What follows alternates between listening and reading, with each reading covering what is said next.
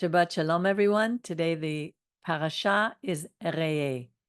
And I wonder how many righteous people there are in the world right now and how many are willing to live within God's boundaries. You know, so many of us, so many people, everyone I speak to is going through some really challenging times in their lives in every aspect. They have family problems, health issues, physical, emotional stress, financial troubles. And this is in this so-called free country, which has not become a war zone like we hear about in Israel and so many other places in the world. What's going on? Why is this happening? You know, for me, the answers, I always turn to the Torah. I see them written in the words, and especially this week's parasha Reeh, which means see. And it holds some really important insights. Just what does God want us to see? Well, let's look at Deuteronomy 12, verse 8. It says, "You shall not act or behave at all as we now behave here, each of us doing whatever it pleases us, whatever is right in our own eyes." And then a little later on in verse 23, he says, "Be careful, heed all these commandments that I command you, so it will go well with you and with your descendants after you forever." And the reason? Because you will be doing what is good and right in the sight of your God. Yud He Vav He. So he's comparing the sight of your God with what's doing in our own sight. In other words, God's telling us that he set down boundaries so that it will go well with us, not to punish us, so that it will go well with us. And he warns us not to ignore them, but instead to choose to do what he thinks is right, not what we think is right. Not only, because sometimes what we think is right. Now, once again, our modern world has lost sight of God's boundaries. And instead of measuring moral and just behavior by what is good and right in his sight, most prefer to do exactly as they see fit. Well, how's that working for us? Is it too late to turn the tide and reverse the decline in morality during our time? What do? Do we simply ride things out and hope for the best? You know, the Torah teaches us that our only hope is to restore God's boundaries, the ones he handed to us at Mount Sinai, the 10 Commandments. He created us. He knows what's best for us, just as we know what's best for our children, even if we can't always do it. You know, the stories in the Torah depict the cycles that have been repeated throughout our history. Let's examine some of them to measure just where we are today. Are we as corrupt as the people were in Sodom and Gomorrah? You know, God sent 3 messengers to Abraham to let him know that he was going to destroy these 2 cities. We read that in Genesis 18:22. It says, "The men turned away, these 3 messengers turned away and went towards Sodom. But Abraham remained standing there before God. Then Abraham approached him and said, 'Will you sweep away the righteous with the wicked? What if there are 50 righteous people in the city?' And God said, 'If I find 50 righteous people in the city of Sodom, I will spare the whole place for your sake, for their sake, for the sake of the righteous.'" Now, this was a negotiation between Abraham and God, and he went all the way down until he got to this for the sake of 10 righteous men. However, they didn't find one, not even Lot. Lot was rescued only because of the merits of Abraham. Do we know 10 righteous people today? I certainly hope I do. But only God knows our hearts. We are living in times when aberrations of lifestyles are encouraged as being superior to the family unit that God wanted for us. We have removed God's boundaries of safety from our homes, our schools, and our governments. And we are forgetting common sense, common decency, and reason. The consequences are evident, even if we refuse to re'eh, see them. Recently I was watching videos of the volcanic eruptions, fires in Iceland, burning and spilling lava close to the Blue Lagoon and northeast of the town of Grindavik. And as I watched it on the news, it reminded me of the fires of Mordor and the Eye of Sauron in The Lord of the Rings. Do you know that there have been more than 80 earthquakes worldwide in the year 2024? We recently saw the fires in Jasper, Alberta. They destroyed homes and businesses of people we know. And even here in Montreal, how many have suffered the damages from flooding? This is not new for humanity. We've heard stories of survivors of the Holocaust describing the horrors they witnessed. And now we hear them from the released hostages of the October 7th terrorist attacks in Israel, where they're telling us about the torture, the rape, the murder that they had to witness and endure themselves. Wickedness is spreading in this world. And what can you and I do about it? If those of us who know God look back over our own lives, we can see how God turns disasters and troubles into experiences for our good, to humble us, to teach us wisdom, to teach us mercy, and to learn how to trust Him. It's a two-way street, and we have some work to do on our part.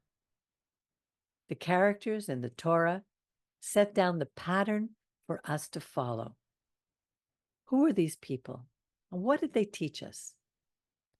I've always heard it said, we can't know where we're going until we know where we come from.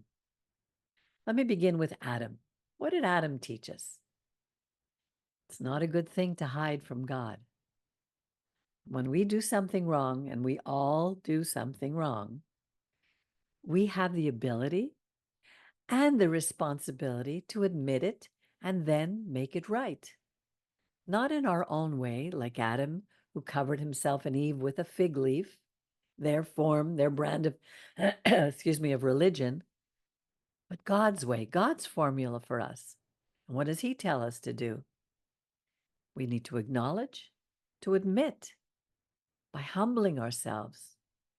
We need to be truly sorry for what we did, not that we got caught. And finally, to make restitution. That's when God steps in and helps us to begin again. What can we learn from Noah? Here was a man who trusted God, the God whose voice he had heard. He followed God's instructions implicitly, even when he couldn't see the whole picture. Remember, it hadn't rained on earth, and God was going to bring a flood. All humanity at that time, all humanity had descended into such evil and violence that God decided to destroy his creation, except for one family, Noah's. Just 8 people out of all those people. The word for violence in Hebrew is Hamas. Need I say more? Thankfully, we haven't reached that point yet, except perhaps in some of the countries where the last bastions of freedom have been lost. But true freedom is what God offers.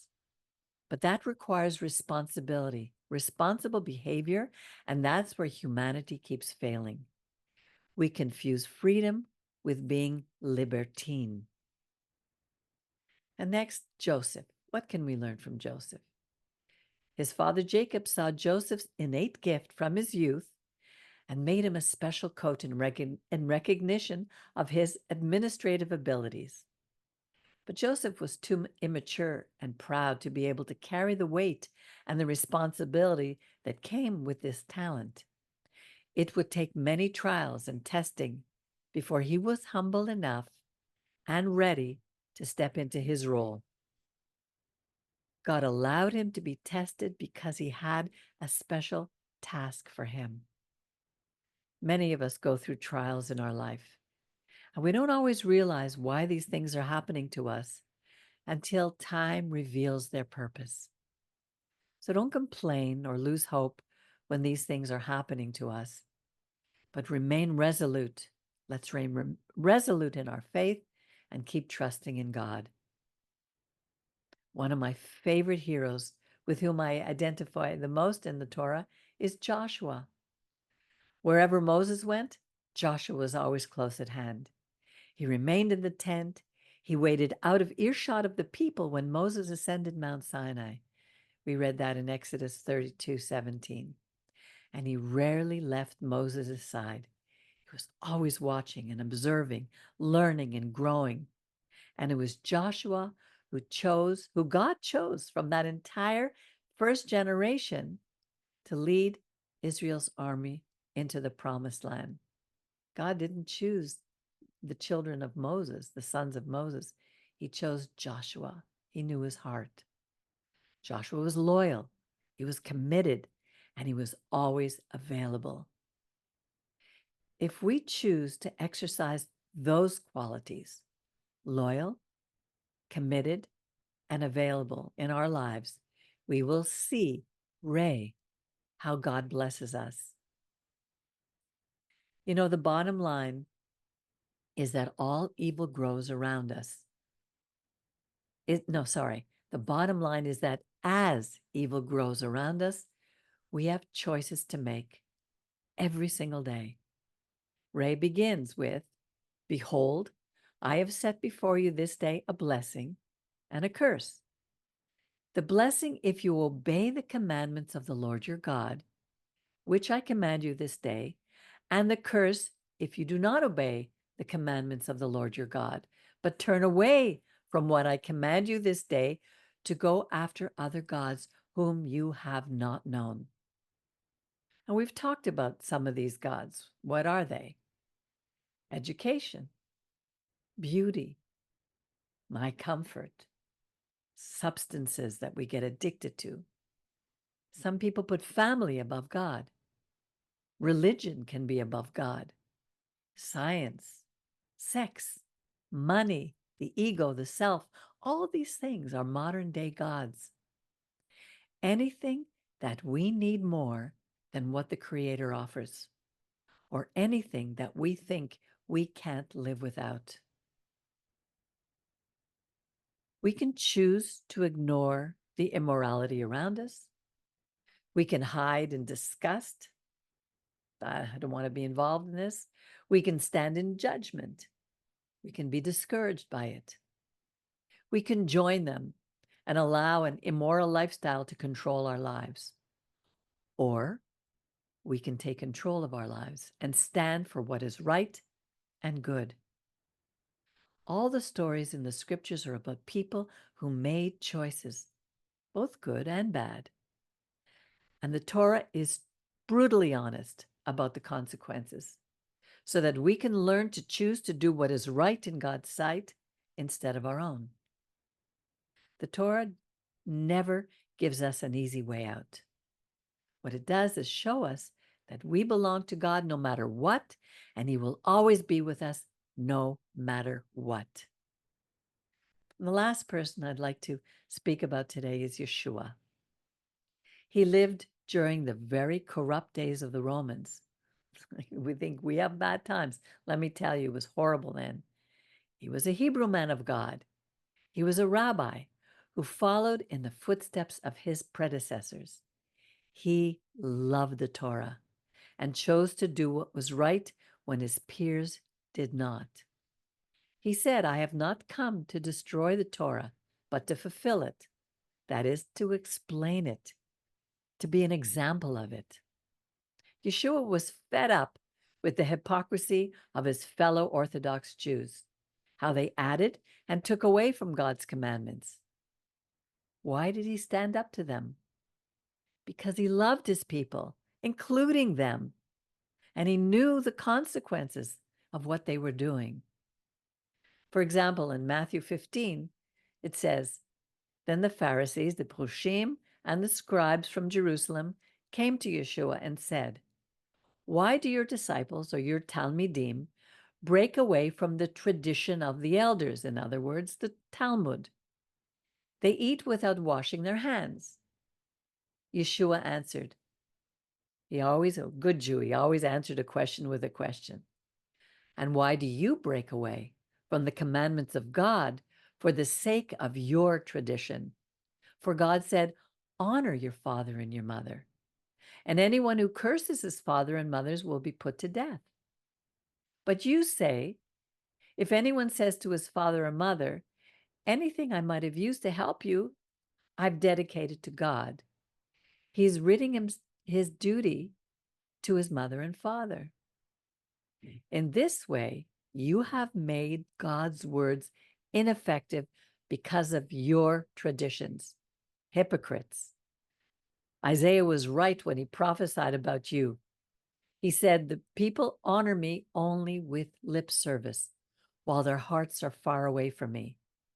Their reverence of me is worthless. The lessons they teach are nothing but human commandments, not God's commandments, human commandments. Yeshua wanted his people, our people, Israel, to return to the written Torah, Moses' written Torah. Why? So they could fulfill their role as Or LaGoyim, a light to the nations. That hasn't changed. It still holds today. God is the same yesterday, today, and forever. And it's the only solution for lasting peace in this world. We read that in the Haftorah in Isaiah. So, like these men in our history, are there enough righteous in our midst to stand up against the evil that we see, Reeh, that we see growing, and refuse all other gods? Are there people among us like Noah, willing to build an ark, a haven of safety for when evil increases? What does that look like for us today? We can create a safe haven, not only in our community, but in our homes, where we can rejoice in all that God has done for us, where we can remind each other how blessed we are, and how God has blessed us. And wherever we can recharge our physical and spiritual batteries so that when we're out in the world, we can, as Yeshua said, let your light shine among men so that they may see your good works and glorify your Father who is in heaven. He doesn't want us to hide. He wants us to know that we can be in the world while we're not of it. This means that when we see the horrendous things that are happening around us today, and when we go through tough times and we're upset because of the injustices of this world, let us always remember that God is there walking with us every step of the way. He will never leave us or abandon us. He will never forsake us. So hold on, be still, and know that He is God. Shabbat Shalom.